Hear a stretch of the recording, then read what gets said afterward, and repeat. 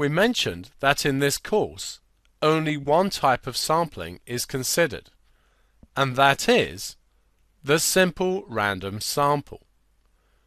Here we have some random digits, and here we have a population containing 20 sampling elements.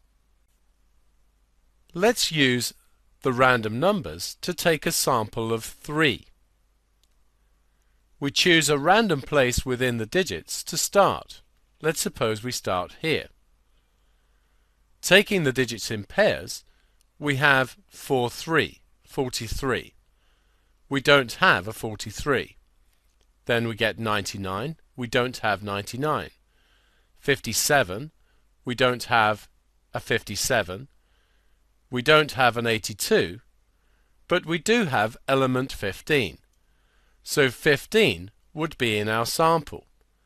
Continuing, 89, 78, 74, 95, 46, 27, 16.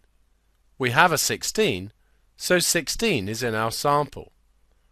75, 90, 43, 95, 41, 26, 56, 25, 87, 67, 65, 09.